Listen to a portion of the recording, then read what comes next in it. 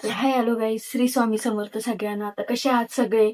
मस्त आणि मजेतच असाल तर आपल्या चॅनलवर जर कुणी नवीन असेल तरी आपल्या चॅनलला सबस्क्राईब करायला विसरायचं नाही. आणि तुमच्या सगळ्यांच्या खूप आशीर्वादाने, खूप प्रेमाने आपले 4,000 सबस्क्रायबर पूर्ण झालेले आहेत. असंच तुमचं माझ्या चॅनलवर आणि माझ्यावर प्रेम राहू द्या आणि खूप सारा सपोर्ट राहू द्या. तर लवकरात लवकर आपले 10,000 100K झाले पाहिजे. तुमचा जर आशीर्वाद असेल तर तो होईलच म्हणा, त्याचा काही वादच नाही. पण लवकरात लवकर कम्प्लीट करा. आणि आता सांगण्याचा मुद्दा की बाबा 2 दिवस व्हिडिओ आले नाही. नाही, आजच नाही व्हिडिओ आलेला. कारण थोडासा प्रॉब्लेम झालता किंवा काहीतरी हे होतं, त्याच्यामुळे नाही व्हिडिओ झाला.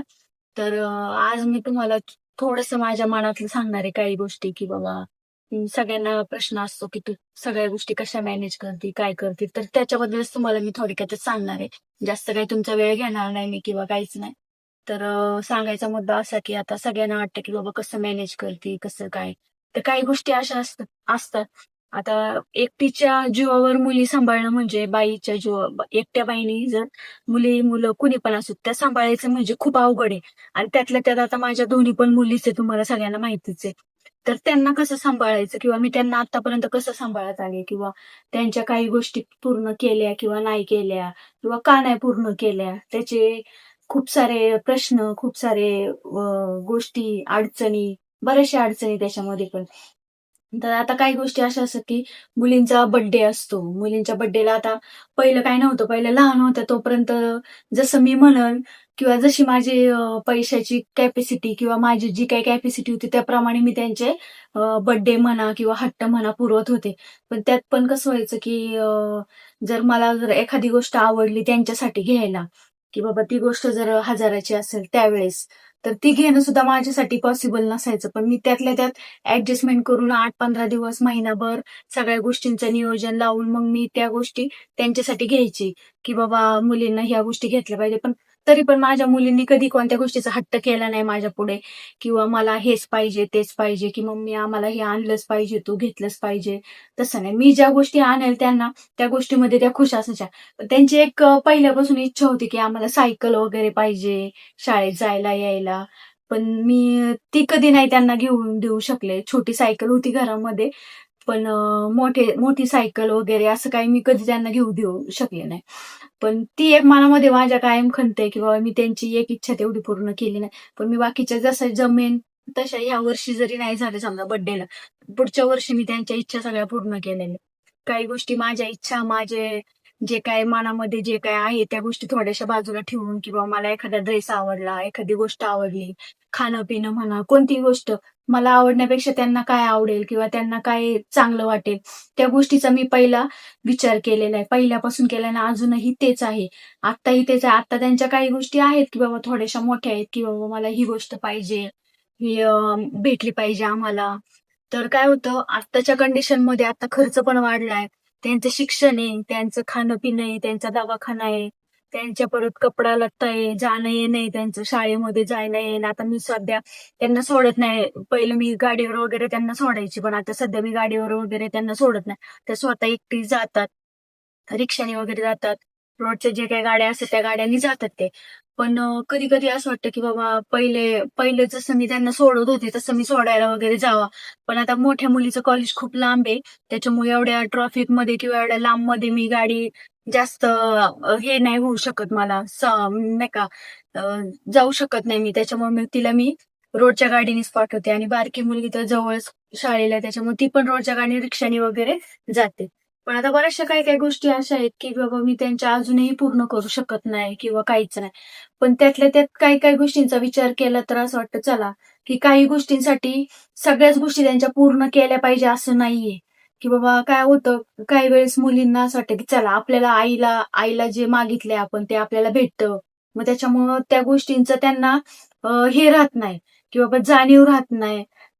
की बाबा आपल्याला काही गोष्टी कशा असतात, की आपल्याला पटकन भेटले तर त्या गोष्टीची किंमत राहत नाही आपल्याला किंवा काय. त्याच्यामुळे मी काही गोष्टी त्यांना लवकरात लवकर देत नाही, की थोडा जरा उशीर किंवा थोडासा जरा आज ह्या वेळेस नाही तर पुढच्या वेळेस असं काहीतरी करून, की बाबा त्या गोष्टीची त्यांना जाणीव होते, की बाबा चला कोणतीही गोष्ट मिळवण्यासाठी किंवा घेण्यासाठी थोडेफार कष्ट करावे लागतात किंवा थोडेफार पैसे जे काय असतात ते जमवावे लागतात. त्यापर्यंत पोहोचायला लागतं. आपण तेवढ्याच गोष्टी फक्त हे नसतं, की बाबा ती गोष्ट घेतली म्हणजे आपलं झालं. पण बाकीच्या गोष्टींचा पण बऱ्याचशा गोष्टींचा विचार करावा लागतो. तर ह्या तर गोष्टी तर आहेच. पण काही काही गोष्टी अशा वाटतात, की बाबा ज्या गोष्टी लहानपणी मला भेटल्या नाहीत किंवा माझ्या इच्छा पूर्ण झाल्या नाहीत. माझी इच्छा पूर्ण व्हायचं म्हणजे कसं लहानपणी आम्ही तिघं भाऊ-बहीण, भावंडं होतो. त्याच्यामुळं आणि वडिलांना काही जेमतेम पगार होता. त्याच्यामुळे काही गोष्टी भेटायच्या, काही गोष्टी भेटत पण नव्हत्या आम्हाला. तर मग त्यावेळेस म्हणजे मला असा विचार येतो, की माझ्या मनात, की बाबा ज्यावेळेस आपल्याला भेटलं नाही किंवा शिक्षणाला काही गोष्टी भेटत नव्हत्या, वह्या, पुस्तकं म्हणा, पेन, दप्तर, बऱ्याचशा काही-काही गोष्टी कधी भेटायच्या, कधी नाही भेटायच्या, कधी जरी भेटल्या तरी लेट भेटायच्या. त्याच्यामुळे मी मुलींच्या माझ्या जे काही आत्तापर्यंतचे म्हणजे जे काही आता रिअलमध्ये जे काही इच्छा असतात, मला एखादी गोष्ट आवडली किंवा काय, तर मी सहसा त्या गोष्टीकडे जास्त लक्ष देत नाही माझ्या तरी. ज्या मुलींना आवडतील किंवा ज्या मुलींच्या गरजा आहेत त्या कशा भागवता येतील, त्याचा मी जास्तीत जास्त विचार करते. तर जर त्यांचे या ठिकाणी वडील जर असते ह्यावेळेस ह्या परिस्थितीला, तर त्यांची परिस्थिती आणि सगळ्याच गोष्टी खूप वेगळ्या असत्या, की बाबा त्यांना पण सगळ्या जिथल्या तिथल्या गोष्टी आत्ता पण आहेत, नाही असं नाही.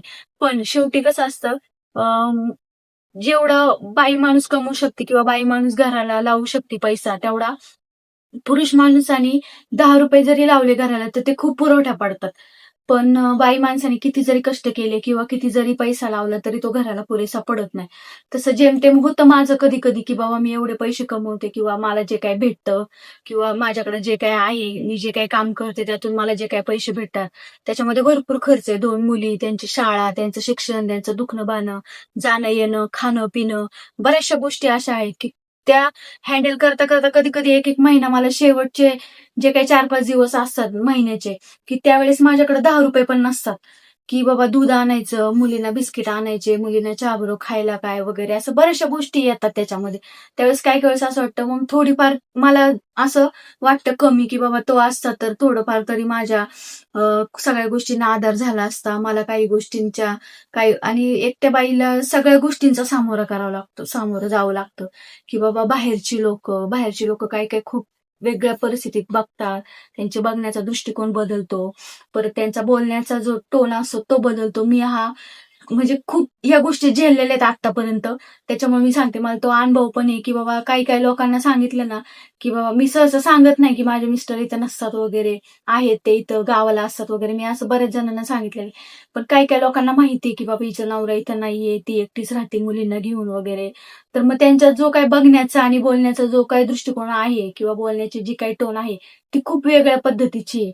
तर त्या गोष्टी मला खूप सांभाळून, खूप केअरफुली मला या गोष्टींचा सगळ्यांचा विचार करावा लागतो आणि सांभाळून राहावं पण लागतं मला त्या गोष्टीसाठी, की बाबा आज जर आपण वेडं-वाकडं पाऊल उचललं किंवा वेडं-वाकडं काय कोणी आपल्याला बोललं, काय झालं, तर मुलींवर आपण कोणाला काय बोललं समजा त्या रागाच्या भरात मी जर कोणाला काय बोलले, तर त्या ह्याच्यामध्ये जर त्या माणसाने माझ्या मुलींवर नजर ठेवून दुसऱ्या काही गोष्टी केल्या वगैरे काय, त्याच्यामुळे मी कोणाच्या भानगडीत जास्त पडत नाही, कोणाशी काही जास्त बोलत नाही किंवा काहीच नाही. जे काय आहे ते मी माझ्या मुली आणि मी आणि जवळ माझ्या इथं आई राहते, भाऊ असतो, त्यांच्यामध्ये जाणं-येणं बस. याच्या व्यतिरिक्त मी कुठं जात नाही, येत नाही. कोणत्याच गोष्टी नाही आत्तापर्यंत. तर मला सांगण्याचा मुद्दा असा आहे, की बाबा पुरुष असणं आणि स्त्री असणं, नवरा-बायको एकत्र असणं किंवा बाई माणूस एकटीने सगळ्या संसाराचा गाडा ओढणं खूप अवघड आहे. त्याच्यामुळं मला एक म्हणजे मनापासून असं वाटतं, की बाबा जे काही गोष्टी आहेत, नवरा-बायको आहे किंवा जे काही आत्तापर्यंत काय-काय मुली खूप प्रेमामध्ये वेड्या होतात किंवा काय होतं, की त्या थोड्या गोष्टींसाठी विचार करत नाही. तर सगळ्या गोष्टींचा विचार करून आपला साथीदार निवडा. पुरुष लोकं बी असो किंवा स्त्री पण असो, कुणीही असो, काही असो. जे काही आहे आपल्यामध्ये ते समजून-उमजून घ्या आणि जीवनाचा साथीदार हा निवडताना खूप 10-15 वेळ मी म्हणेन जेवढ्या वेळा विचार करता येईल तेवढा वेळ विचार करा. कारण आपलं अख्खं आयुष्य जायचं असतं. मी त्यावेळेस जर विचार केला असता, तर आज माझी लाईफ कुठेतरी वेगळी असती किंवा त्यावेळेस जर मी लवकर लग्न केलं नसतं, शिक्षण माझं पूर्ण झालं असतं, तर वेगळं काहीतरी असतं माझ्या नशिबामध्ये. तर म्हणतात ना, की नवरा जर आयुष्याला चांगला भेटला नाही ना, तर त्या त्या दिवसापासून, ज्या दिवशी आपलं वाटोळं झाले, त्या दिवसापासून तर मरण्याच्या स्मशानभूमीपर्यंत जाऊपर्यंत जो काही संघर्ष करावा लागतो त्या बाईला, तो खूप अवघड आहे आणि खूप कठीण आहे. ते सांगताच येत नाही. म्हणजे मी जे काही भोगते असते, मला काही-काही गोष्टी मला शब्दात मांडता येत नाही पटकन. पण त्यातल्या त्यात पण हा माझा व्हिडिओ तुम्हाला कसा वाटतोय? कमेंटमध्ये नक्की सांगा. तुम्हाला वाटत असेल काय आज बडबड केली हिने किंवा काय? पण त्यातल्या त्यात घेण्यासारखं पण भरपूर आहे मी जी काही आज बडबड केली किंवा जे काही मी तुम्हाला माझ्या मनातल्या गोष्टी सांगितल्यात, त्याबद्दल पण खूप म्हणजे मला जो काही अनुभव आलेला आहे आत्तापर्यंतचा, तो मी तुम्हाला सांगितलेला आहे. काही गोष्टी चांगल्या आहेत, काही गोष्टी म्हणजे चांगल्याच सांगते मी, वाईट काही सांगत नाही. पण त्यातल्या त्यात तुम्ही काय घ्याल किंवा तुम्हाला काय आवडेल, हे मला माहीत नाही. पण मी सांगण्याचा प्रयत्न केलेला आहे. तर तुम्हाला हा माझा व्हिडिओ कसा वाटला? कमेंटमध्ये नक्की सांगायचे. लाईक, शेअर, सबस्क्राईब करायला विसरायचं नाही. आणि चॅनलवर नवीन कुणी असेल तर बेल आयकॉनला क्लिक करा आणि भरपूर सारं तुमचं प्रेम द्या. धन्यवाद.